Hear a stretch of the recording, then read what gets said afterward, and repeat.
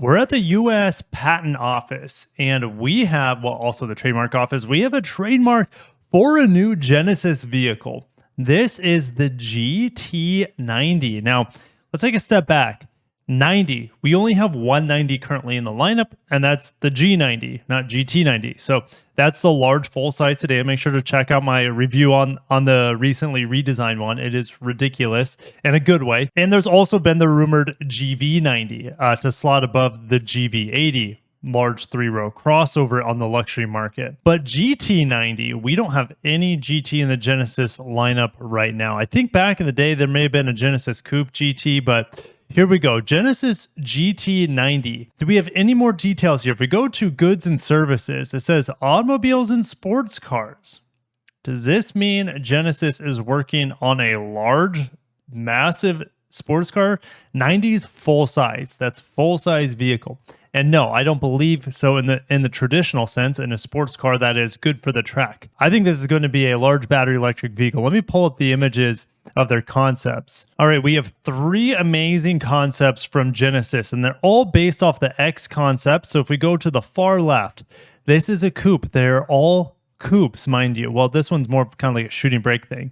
So here's the Genesis X coupe concept, and looking at these, they look like 90 class vehicles, but in the form of a coupe or a convertible.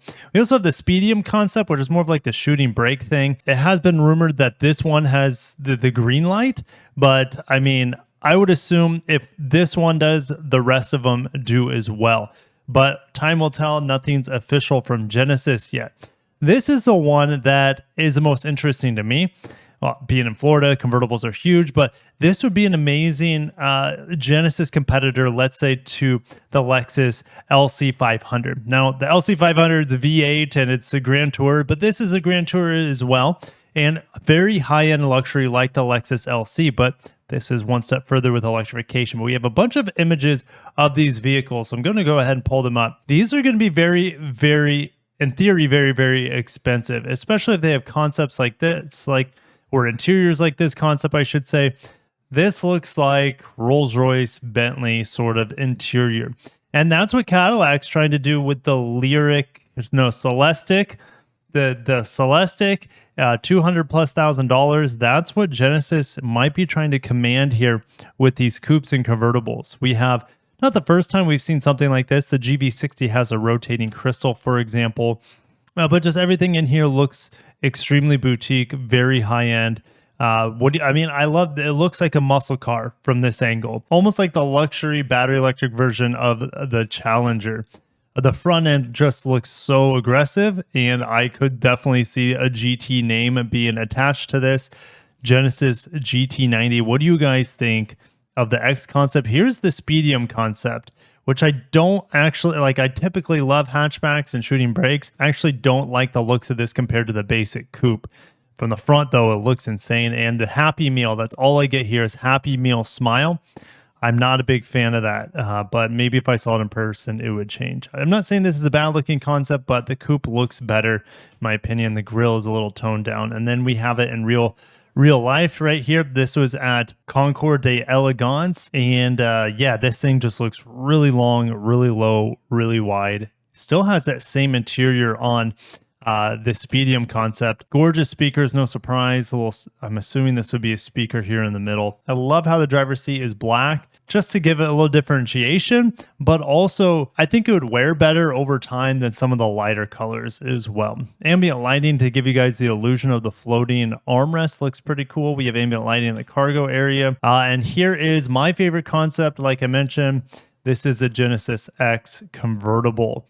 And it looks to be a hardtop convertible, but this is conceptualized. Like, this looks, I guess it's possible, but I wouldn't expect a lot of cargo space in the trunk if the top is down. That's why you need to just use the back seats. Again, the Happy Meal front end, not a big fan of it. Hopefully they tweak it a little bit with that smiley face. So just have a smiling face looking at me the whole time. And this also has the third light, the brake light, kind of infused into the rear duckbill spoiler.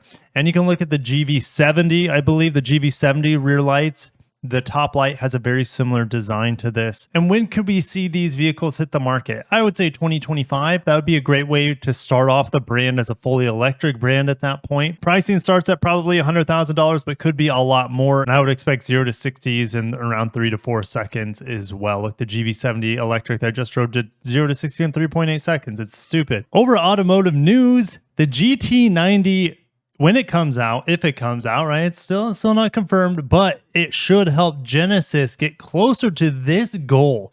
Genesis sales to reach 100,000 before 2030.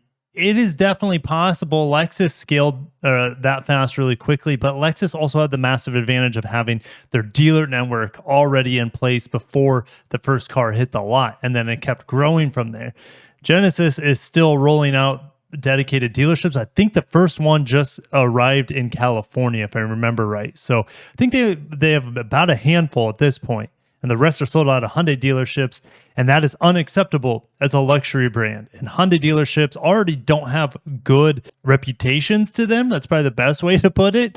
And the fact that you're trying to sell $100,000 vehicles out of there just does not fly. Anyways, Genesis set a record in March, increasing 23% over its year-ago results, topping over 5,600 sales. First quarter sales so far this year were up 18% to nearly 14,000 units, also a record. Ed Kim, president and chief analyst for Auto Pacific. I first met Ed at Atlanta Motorsports Park when we were driving Elantra Ends around the racetrack. He is a really fast driver. It's hard for me to keep up with him. Anyways, he's saying that Genesis could hit 90,000 sales by 2028. Acura in 2022 had over 100,000 sales. Now, Acura was down massively in 2022, so that's not necessarily fair to them.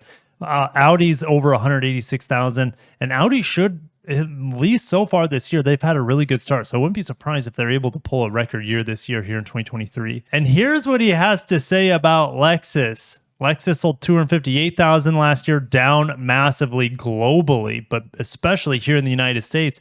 Lexus used to be a perennial 300,000 unit dealer, or should I say automotive luxury brand. Does Ed Kim think Lexus has to worry about Genesis here? He says Lexus is so well established and has the association with Toyota that not only attracts more customers, but plays into the brand's impressive customer loyalty that was built over years. And Genesis will need time to earn that level of brand power. Yes, and also dealer networks, like I mentioned. Their product is really good right now here in 2023, Genesis. Watch my GV70 electric review. One of the best, if not the best electric car I've actually driven to date, as long as you don't need a lot of range. But they're going fully electric by 2025. Their products just continue to get better, more refined. The styling overall is so good on their vehicles. It's very impressive. Really, I think what Genesis is going to hold them back, and I keep saying it over and over again, is the lack of a dealership network. That is going to cap them. It's not their ability to produce lots of vehicles, which they've already started producing these vehicles here in North America with the GV70 electric, and they'll add more as time goes on. It's the fact that I don't see people who want a luxury experience continuing to boost up the luxury brand of Genesis until they have a luxury experience in a widespread dealer network. And you might be saying, Kirk, dealers could be dead soon. And I don't know. They have so much power. They're protected by so many laws that they've helped push throughout the years. I don't see dealers going anywhere anytime soon.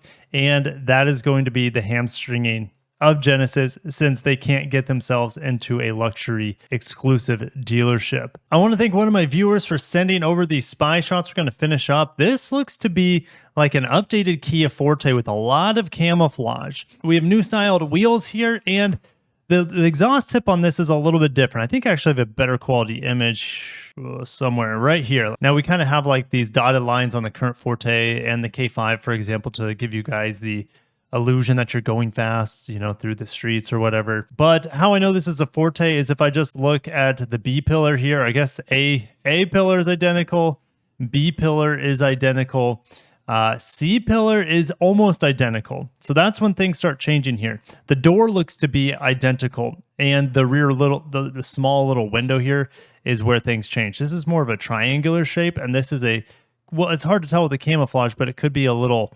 four-sided shape. And the roofline has more of a continuation towards the back here, as you guys can see. We have the window line that continues straight back, into the trunk, it looks like, compared to the rounded off nature of the current Forte. So I would assume that this is another refresh. I don't expect the Forte to get like an electric version or a hybrid version. Currently, we have the Forte GT line, and the Forte GT, which comes with an optional manual.